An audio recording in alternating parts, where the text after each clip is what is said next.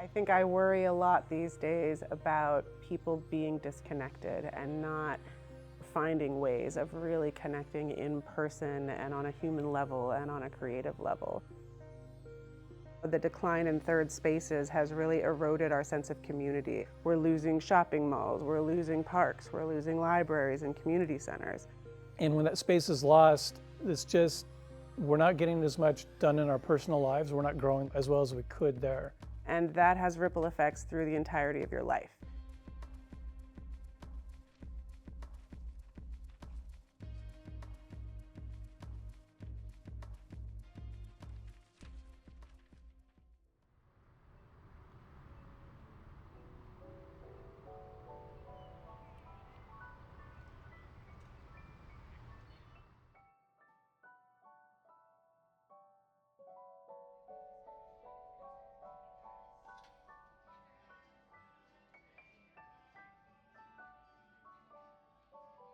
Eugene Creation Exchange began with a book club that Georgia and I started. We had this thought, what if we made it an art club? And that's when we began dreaming up like open studio and embroidery nights and paint in the park. Part of the reason I enjoy Creation Exchange is they have hosted events where you do different things. I think now more than ever, we all need to be in community. Like, we need each other. The other part is that you can see what other people are working on and get inspiration. Working in a vacuum kind of removes you from that. And whether people come and they're even like doing art at all, or if they're just coming to hang out, it's just a chance for us all to be in community. That feeling of things being like home. Participating in groups like Creation Exchange helps out with having that moment kind of clicking for you.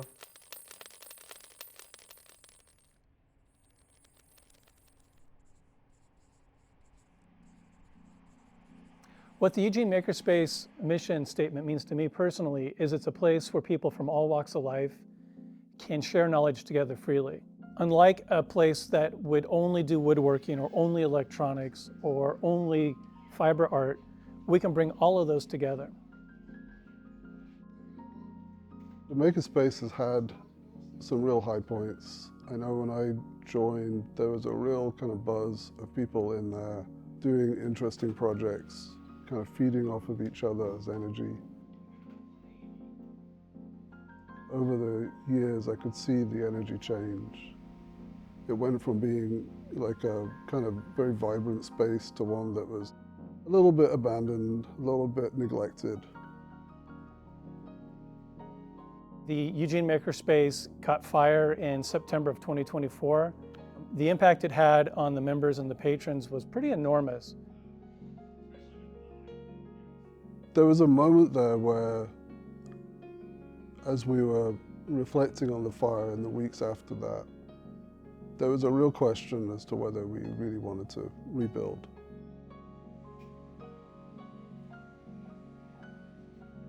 We started meeting outside of the Makerspace, and we actually started rebuilding a community, and we built a new community. There was a phoenix on the postcard on our first meeting, and I took that as a sign for a rebirth for the Makerspace. The community that came out of that was surrounding the Makerspace, came to the front in a way that it had kind of receded. We saw more enthusiasm, we saw more bodies, people showing up at our events than we'd seen in a long time.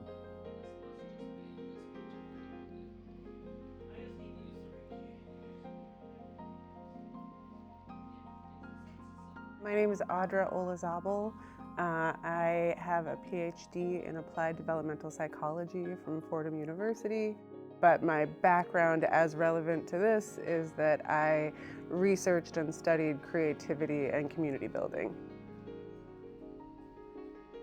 In terms of third spaces or places in the community where you can be creative, what we've seen in the last several decades is a huge decline in these kind of spaces. Another thing that's important when you talk about community and creativity is that the creativity of a community helps define it. And you see that reflected in the kind of events that they put on and the kind of values that the community focuses on.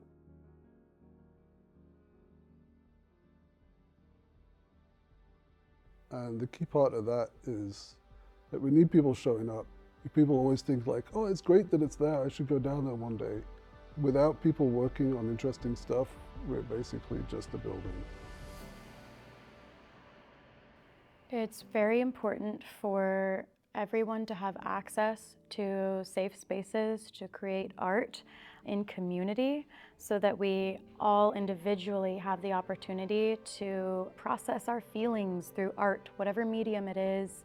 Through processing it in a safe space, I believe that everyone can then feel empowered to then go back out into the world and advocate for what matters and be leaders.